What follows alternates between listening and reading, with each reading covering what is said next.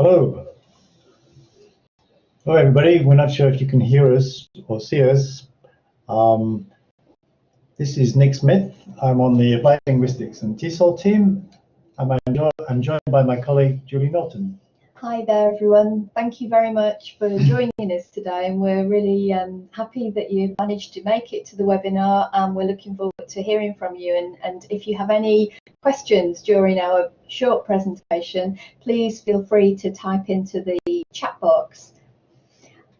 Yeah, just to add that we'll start off with video on, but as we go through the presentation, we'll set the video off just to have a stronger signal.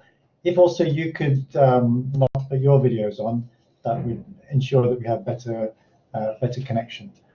Okay, so yeah, please do introduce yourself if you haven't already in the window on the right, the chat window, and then we'll start in a moment on the PowerPoint presentation.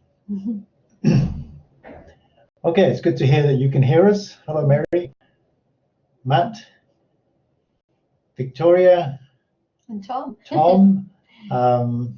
Anybody else who's not yet introduced themselves, please just click in the chat bubble and type a very short introduction of yourself.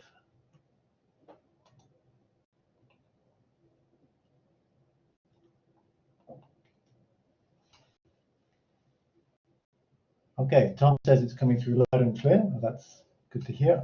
Fantastic. Oh, Danielle, I cannot use my audio, but can you hear us, Danielle?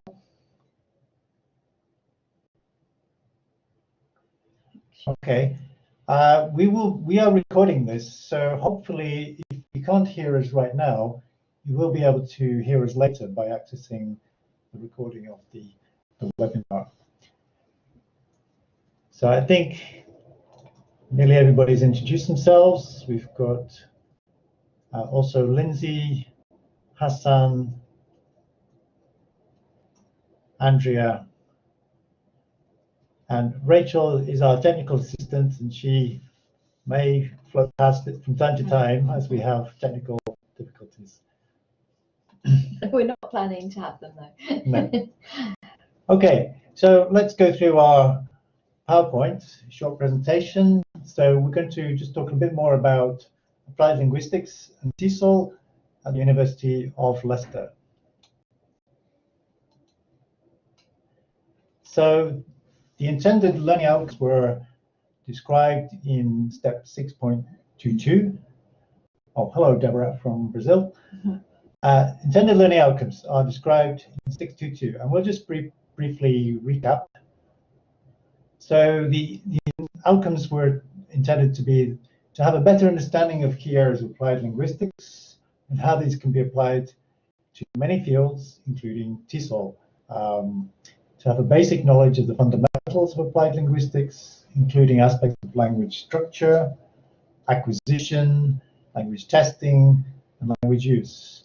And we've dipped into these areas. Of course, we haven't covered it comprehensively, but we hope you've had a good taster of these different areas of applied linguistics. In addition, an intended outcome is to have some practical knowledge of how applied linguistics research and inquiry can be useful in different areas of language teaching and learning, and also some understanding of how to collect data, language data, and carry out initial linguistic analysis.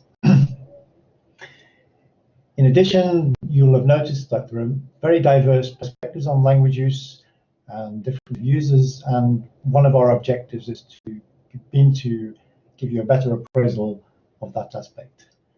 And also to understand more about the contemporary linguistic issues in multilingual societies. Just turn your video off. Okay, I'm just going to turn my video off so you get a stronger signal.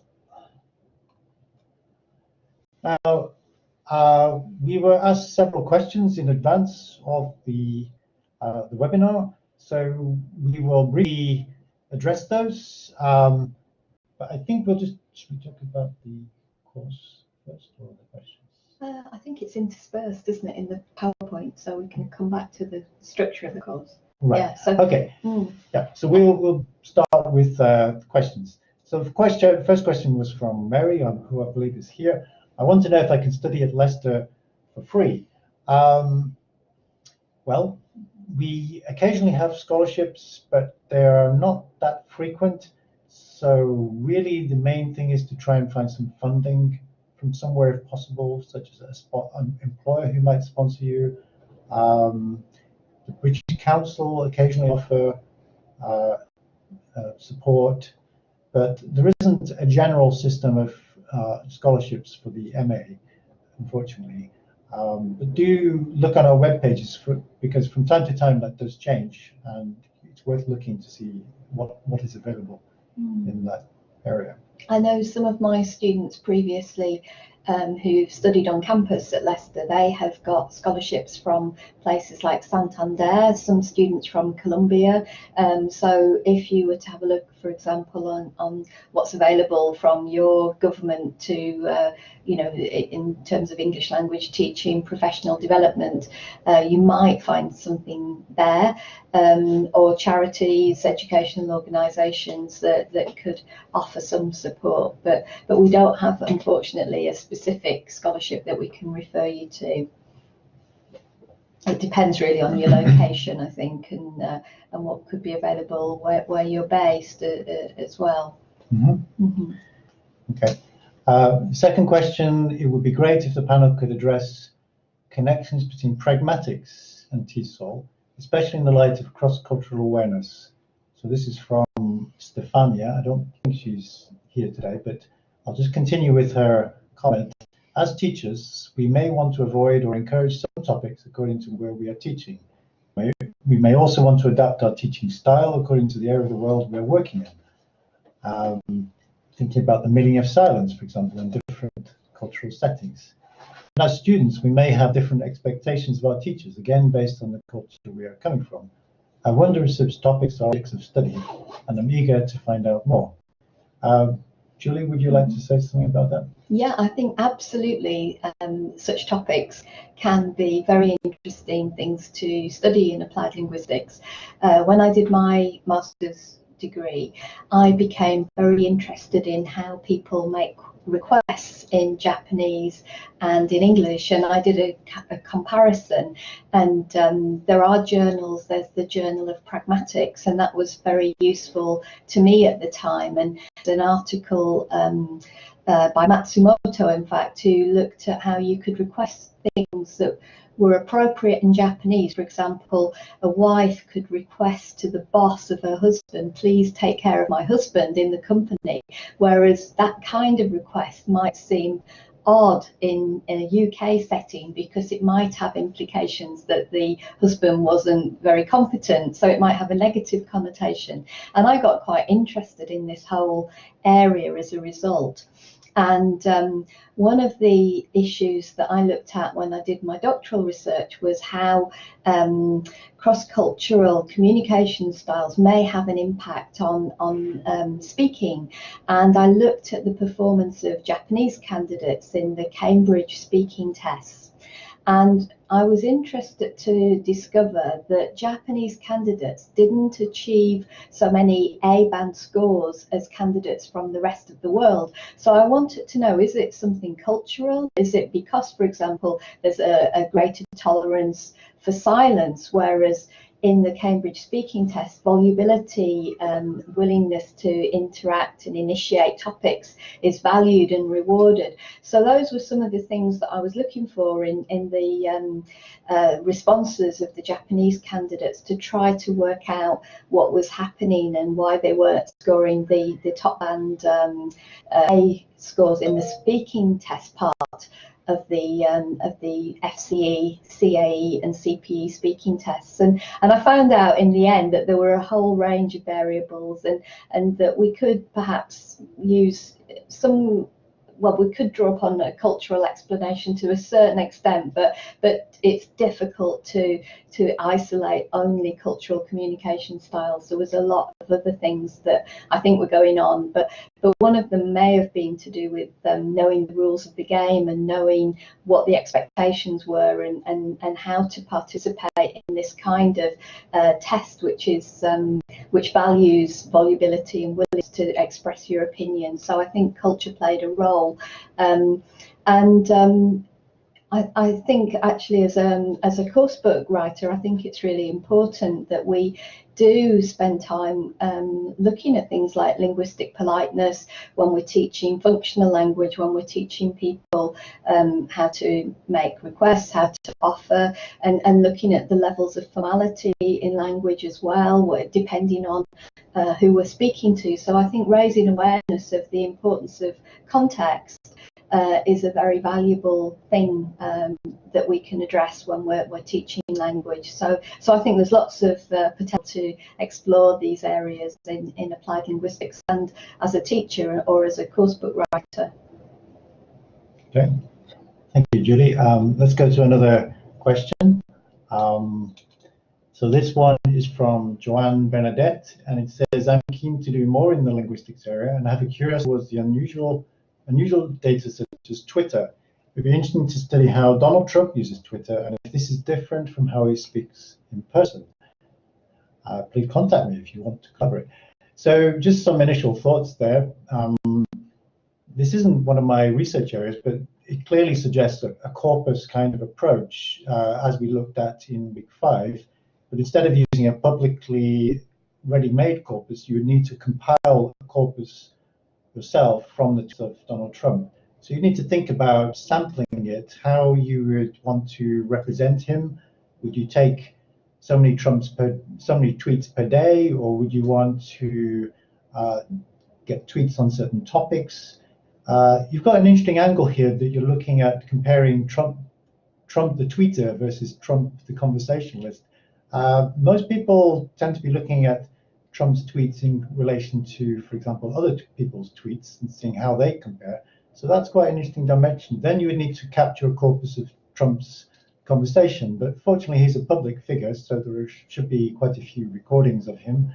But transcription is the problem there. Spoken data always raises the problem of good quality transcription.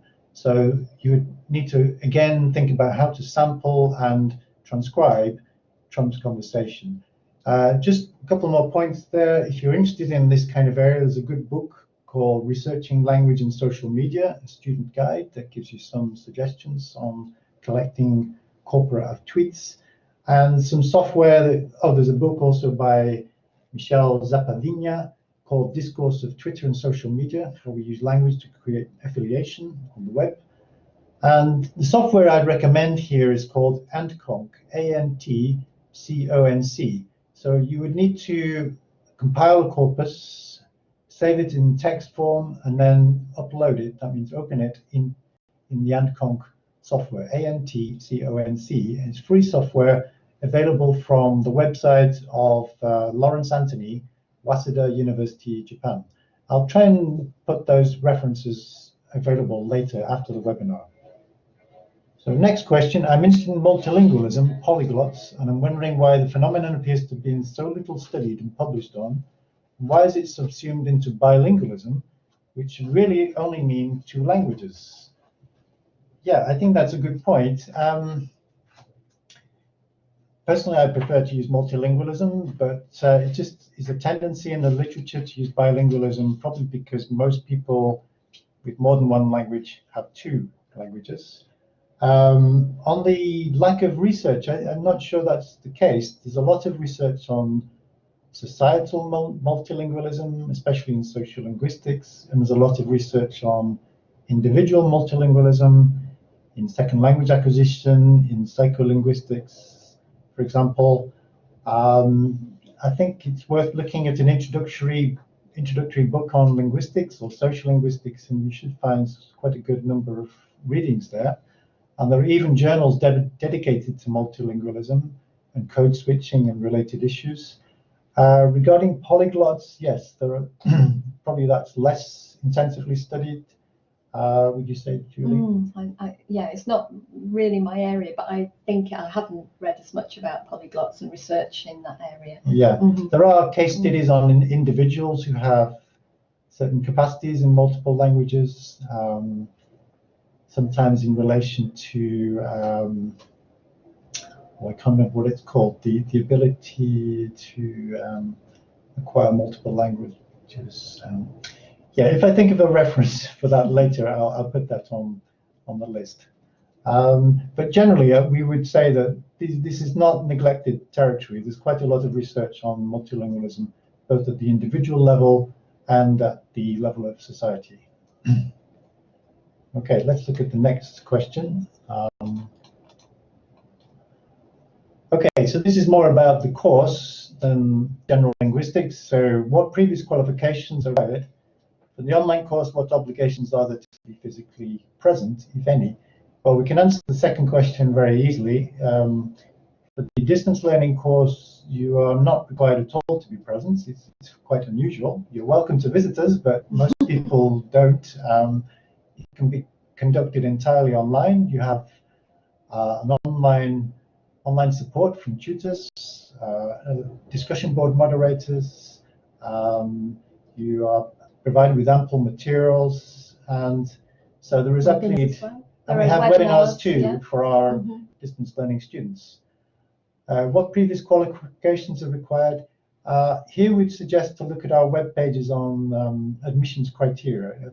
A bit difficult to go into that just here, but some kind of relevant related first degree is usually a requirement, and at least 2 years of teaching experience also.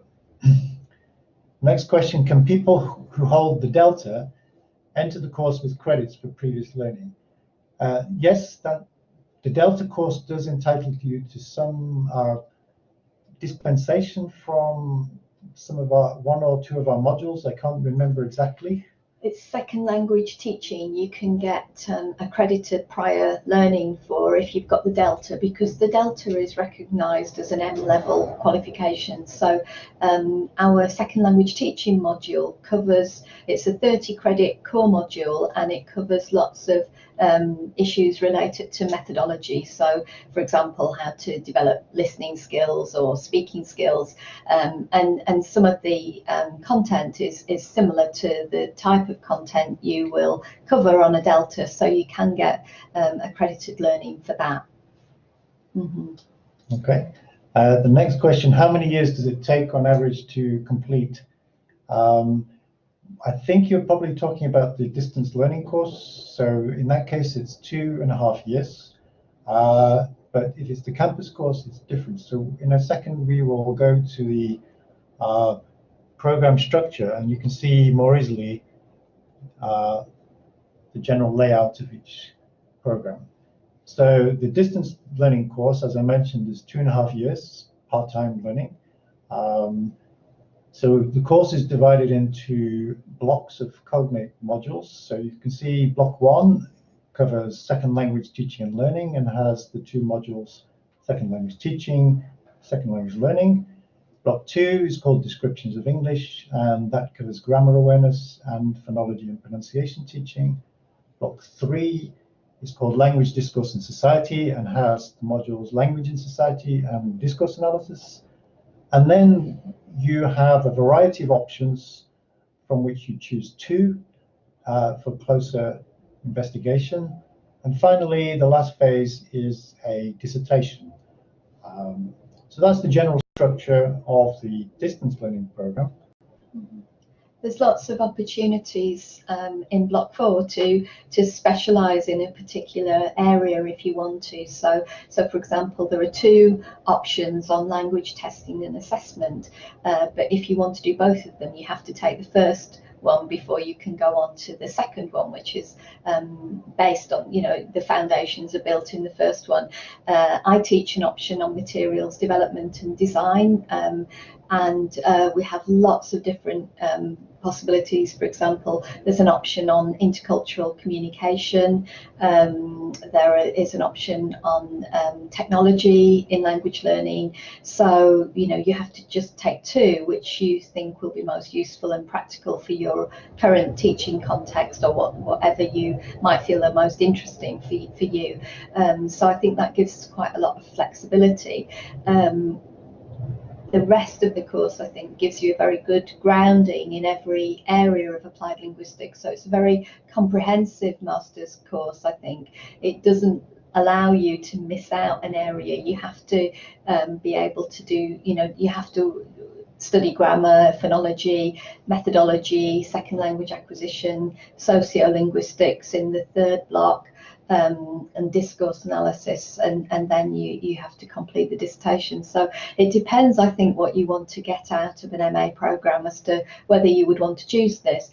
When I chose to do my master's degree, I really wanted to cover every area and not just focus on one particular area of applied linguistics. So for me, that was quite important to think about that. You know, I wanted to study grammar and phonology as well as methodology, etc., and sociolinguistics. So I think you need to think about what your priorities are, and if you want to have a good grounding in all of the areas that we offer. I think this is a very comprehensive coverage. Mm-hmm. Just one more point about the dissertation. That module does include research methods. So you may want to design a questionnaire, for example, to address your study, or do interviewing or classroom observation. So this module includes quite a lot of advice and further reading to help you to explore and do these kind of investigations thoroughly. Mm-hmm. And I think that's important, even if you don't plan to do your own classroom research or your own research into an area of applied linguistics. Reading and learning about how to do research and particular research methods actually helps you to understand empirical research that you might read in journals or books. So it's worthwhile from that perspective too. Mm-hmm. Okay, we're just going to go to the next slide, and I think in the next slide I can answer Tom's question. So for the campus program, it's a bit different, not completely different, but generally students complete this in 1 year full-time study. Some students take 2 years part-time. But you can see the modules that are core or obligatory on the left: second language teaching, second language learning, grammar awareness, phonology, and language and society. And then you can see a list of option modules on the right. I won't go through them all, just read them, but the one that you mentioned, Tom, is listed. It's going to be introduced in April this year, Corpus Linguistics and Language Learning Teaching, and that's already available on campus. It's going to be introduced for distance students from April this year. But not every module is always available. This is an indicative guide, and sometimes we introduce further new modules or occasionally suspend them according to need. Okay, so that was the campus applied linguistics. We also have a campus MA TESOL program. This tends to be for less experienced teachers. So the campus applied linguistics program, like the distance applied linguistics program, is for more experienced teachers. Again, you can see the structure is divided into compulsory modules on the left and optional modules on the right. So there are some here that most of them are also available on the distance program. Mm-hmm. You can do the MA TESOL program with no teaching experience. So sometimes we get candidates who apply who have completed their first degree in English or English language teaching, but they haven't got any teaching experience, whereas the applied linguistics route requires you to have minimally 2 years teaching experience. Mm-hmm. So, you know, and the topics are slightly different, and perhaps I think we can say that on the MA TESOL there are certain courses that you take, for example, communicative language teaching in action and reflections on language teaching and learning, which try to give you some classroom experience on the campus and give you practical you know, ideas about lesson planning, about classroom management, for example. So those are two of the differences, and with the applied linguistics course, you can focus on discourse analysis and sociolinguistics, whereas the sociolinguistics is not available to MA TESOL, language in society. Oh no, it's available as an option. Yeah, as an option. Yeah, sorry, as an option. Yeah. but not as a core. That's right. Okay. So yeah, you can find more information about these programs on our web pages. The links are there. They're the current setup for each program. While we're here, we might as well mention the PhD programs. You may also be thinking of taking a PhD if you've already got a master's, for example. And regarding scholarships and funding, there are limited opportunities, and follow that link if you want to find out more about scholarships and funding opportunities. We have been asked during the MOOC what career opportunities there are. Well, the very obvious one, and some of you already engaged in, is English language teaching, both in the public sector and the private sector. But not only that, there's potential to go into testing and assessment, working for companies such as Cambridge Assessment, the Educational Testing Service,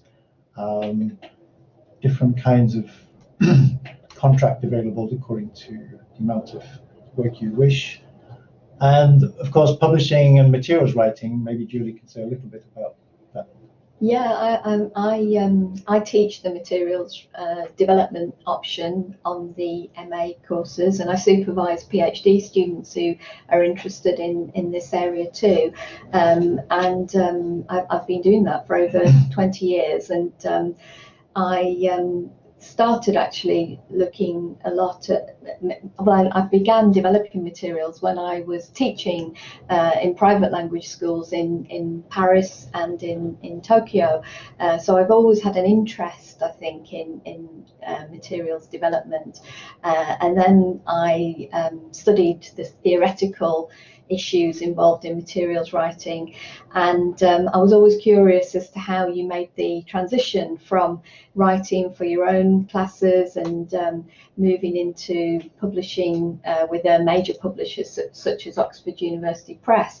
And I was very fortunate to have the opportunity to work on a course book called Navigate, and I was the co-author of the B1 level of Navigate, which was a new flagship coursebook series, a global coursebook series, which Oxford University Press launched in 2015. So that was very useful for me because I got insights into the commercial aspects as well as the more academic and methodological issues involved in producing and creating learning materials. So that's an area that, you know, I could certainly advise you on if you were interested to know more about that. Okay, so next slide. Obviously, career opportunities include academic posts, university lecturing, being a researcher, but also less immediately obvious areas include intelligence, forensic linguistics. So the police often require people to do analysis of, for example, witness statements, confessions, to see whether they look authentic or not. So various intelligence agencies and the police require linguistic expertise to help their profiling of potential criminals or not. And also the government, from time to time, has need of language experts for planning curriculums, policy and planning in where the government's priority areas should lie, bilingualism and multilingualism in exam papers, for example. So these are things we haven't covered as much, but still important and worth considering if you wish to go down those routes. There are also some important organizations. I'm not so familiar as Julie with the first one, so I'll just hand over to you and say a bit about IA-TEFL. Yeah, so IA-TEFL is an international organisation, and it holds an annual conference in the UK every April, but it has sort of members all around the world that hold their own meetings and conferences as well in their own countries. And I've been attending this conference since 1995, and it's a great place now to meet English language teaching professionals, to meet publishers. There's a huge publishers exhibition, so you can familiarise yourself with up-to-date materials. It's a good place to meet colleagues and network and collaborate with, find people who you can collaborate with to do research into teaching English, if that interests you. Over 3,000 delegates attend. This year the conference will take place in Liverpool, and I'm going to present, in fact I usually present about some aspects of materials development, and I'm going to be talking about the interface between theory and practice, and why we need research-informed language teaching materials at this conference. There are several other conferences. There's a conference held by BAL, the British Association for Applied Linguistics, normally in September, early September in the UK. There's AAAL, which is a huge conference held in the States in March, and the TESOL conference is usually held around the same time so that delegates can attend both. They're often back to back. I've only attended the American Association of Applied Linguistics once, and for me that was a wonderful experience to be able to see quite well-known professors and applied linguists in the field that I'd previously read their work and I'd never heard them speak before. So I was quite starstruck attending this conference. Yeah, I think it's a really positive and motivational thing to be able to go to conferences, and you know, it inspires you with your own research. And certainly I found it, I've learned a lot and developed a lot professionally when I was teaching before I came to work at Leicester, by attending these kinds of events for language teaching professionals. So I would highly recommend that you try to attend one of these. Mm-hmm. Okay.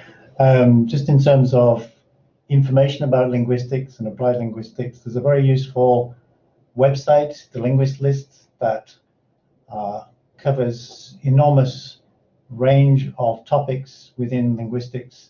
It has information about conferences, about professional groups, and discussions of theoretical issues, but also applied issues. So that too is worth checking out. As is the TESOL academic site. It's got lots of useful videos, interviews with famous applied linguistics and TESOL people. They're really informal but very informative introductions to some of the key issues in applied linguistics and TESOL today. So I really would strongly recommend checking out that website for those videos. Okay, so we've come to the end of our presentation, and we just want to see what questions you might have still from you might have been typing or thinking as we've been going through the presentation. I'm just going to put back the video temporarily so you can see us again, and just type in the box if you have a question. Okay. And we'd also like to thank you all for participating in our MOOC, and we hope you've enjoyed it and found it useful, and that you will tell your friends and colleagues about it if that's the case. So thank you very much for your participation in the webinar and in the MOOC, and we'd love to hear from you. If you've got any feedback, let us know the parts of the MOOC that you particularly enjoyed, or parts of the MOOC that you didn't enjoy, or things that you'd like more information on, and we'll try and help you in the time remaining. Okay, thank you. Thank you, Danielle. There's a question from Matt, which it's about the dissertation. Can the dissertation be on classroom research related to English language teaching, TESOL, and not on applied linguistics? Well, that would be applied linguistics, I think, unless I've misunderstood the question. Oh, sorry, Jim has answered. Yes, it's very common to focus on classroom-based research. And yes, the dissertation module, as we mentioned before, does include some advice on methodology for investigating this kind of thing, whether you're doing it through observation, through interviewing teachers and students, giving out questionnaires. There's lots of advice on investigating these topics. Absolutely, yeah. There's if you do the MA on campus, there's the option to do a professional inquiry as well. You don't have to do a dissertation. You can look at some aspect of the classroom that you'd like to investigate more fully, and you can write a professional inquiry which is a bit more reflective, and you can link it to classroom research and to your own practice. But I would say there are opportunities both to do that in the dissertation as well, for teachers to research their own contexts, and we would encourage that definitely. Okay. One more question from Volja. Sorry if I've mispronounced your name. Is the first year of distance MA close to CELTA? Okay, and our colleague Jim King has answered. Great, thank you, Jim. CELTA is much more of a practical qualification. The MA includes a bit more theory. Yeah, I think we go along with that. That CELTA is a very short, intensive course for people who are about to go into the field. Ours is much more mixture of theory and practice. Still relevant to teaching, but has a different focus, more emphasis on research in the MA than you would get in a CELTA.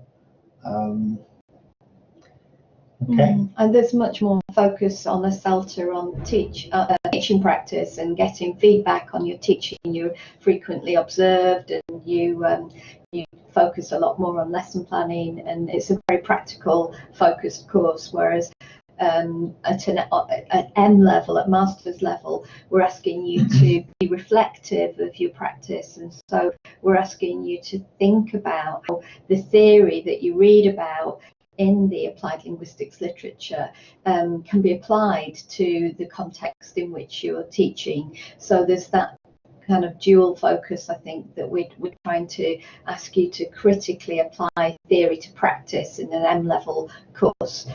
So I think it has got a different focus, and there's much less focus on lessoning and classroom management than you would find, for example, in CELTA, and you don't have to do teaching practice, you don't have to be observed on the MA course teaching, although there is, with the MA TESOL course, there is the opportunity to do some classroom-based observation, the communicative language teaching in action module. Okay, thank you. Yes, they are different. But, and Jim has added a comment about Delta as well. That's another relevant qualification, and it can get you accredited prior learning for some of our modules on the MA. Second language teaching and learning, second language learning. Yep. Okay, Lindsay enjoyed the course.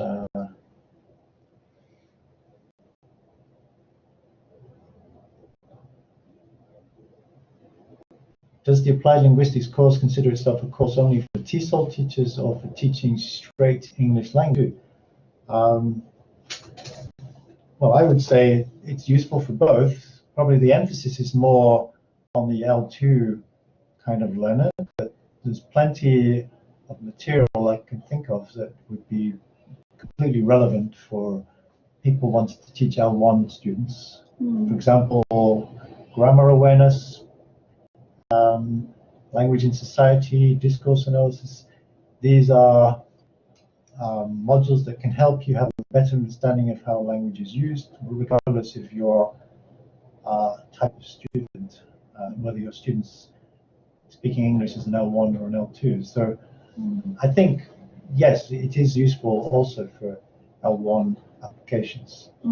I think I agree with Nick completely. I think it would raise your awareness of language, how language works. It would probably give you more confidence about teaching grammar, and the SPAG component that is really important now in primary. There's spelling and grammar and pronunciation that's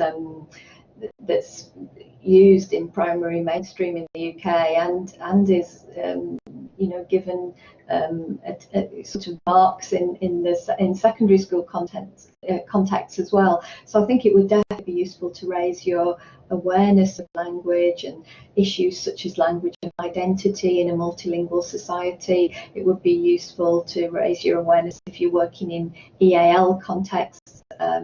So English is an additional language. So I think it would be helpful, although there is obviously a lot of material which is about English to speakers of other languages included in our course. Okay.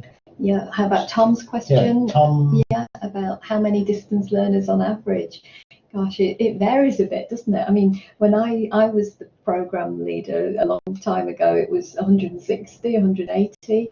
I'm not sure of the current figures. Are you, Nick? There are 2 intakes a year, aren't they? There are 2 March intakes. and September. Yeah, so at any one time there are 5 cohorts taking the course, and my experience in recent years has been around 25 to 30 students per cohort. So it's more than 100, but your engagements are mostly with the people in the same cohort as you, not the people on other cohorts. And you have interaction with those fellow students through the online discussion forum, which is moderated by an expert in the field. So you do have opportunities for interaction with your peers, so around 30 students at any one time, who will be going through the same assignments as you and looking at the same materials and probably having similar questions. So it's really good, it's really important to have that peer interaction, not just interaction with your tutors and module conveners. Are there a limited number of places? Well, I don't think there's a fixed limit. As I said, the typical number is between 25 and 30, but we do have entry criteria that we expect applicants to meet in terms of years of experience and their first degree background and the quality of that degree, and also the quality of their application. And there are also students who have a lot of experience that sometimes compensates for less academic study. And we do have some leeway to look at candidates individually on a case-by-case basis. How about Matt's question? If you have got the Delta, can you complete the MA by distance learning, I'm guessing, in 24 months? So you're missing a module actively, aren't you, if you get accredited prior learning? Can it be done in 24 months? I think that is the case. I need to check. Yeah, I think you can. With the guidelines, but I think that is the case. You'd be doing it in 2 years rather than 2.5 if you have the Delta. Yeah. I'm not. Can you get exemption from both of those components? I'm not sure if you can only get exemption from one, because it's a 30 credit module, isn't it? The the second language teaching is 30 credits and it's core, and second language learning is 30 credits and core. So I don't think you can miss 60 credits. I think you would have to. I think you can only get accredited prior learning for 30. Check on our web pages, and there's an email address for this kind of query that they answer quite frequently. So it's CSS-DL. I'll type it in the box right now, and they can answer this kind of query.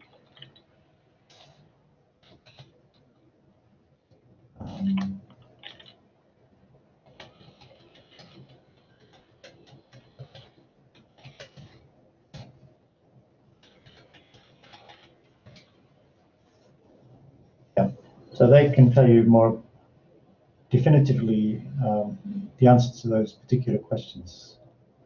It's called accredited prior learning. Yeah. Okay, any more questions while we're here? Can I just have a look? Scroll back, whether we missed anything. So Lindsay asked, for all the students, language and our units, language and gender study, yes, in the module language and society, we cover that. Do distance learning MA students get free access to online journals through the University of Leicester library systems? Yes, you do. There's quite a good range of journals covered. And there's also an increasing number of books available electronically as well. Most since about 2005, we have, if we have the book, it's available in electronic form as well. The library provide very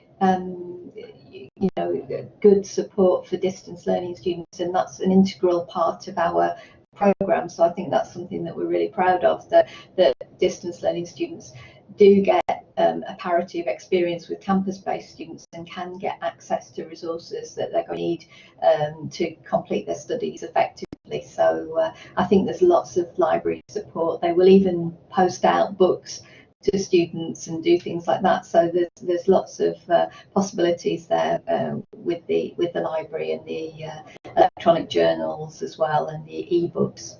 Mm-hmm. Okay. So if there are no more questions, maybe we'll conclude here. If you have one last question, that's your chance to to ask it. Go ahead, please type away.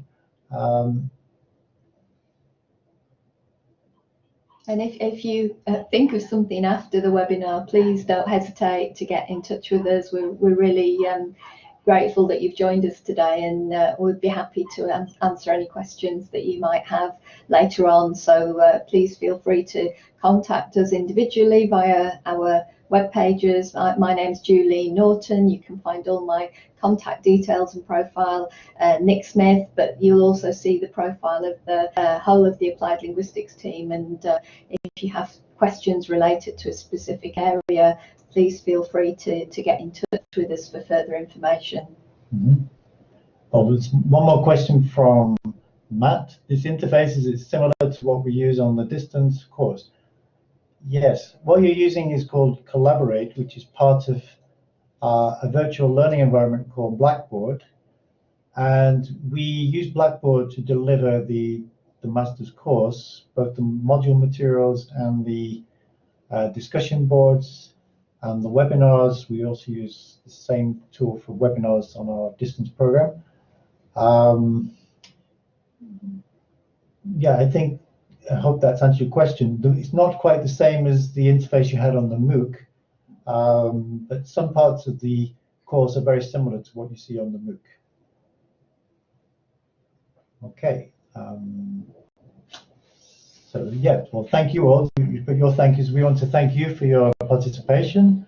It's good that despite the silence here, you're all very actively typing away and taking stock of what we're saying. We hope we've given you useful information about not only the MOOC but also the programs we offer, and whatever your journey in the future, that it's been a useful course for you. So thank you once again, and all the best from us. Thank you. Goodbye. Goodbye.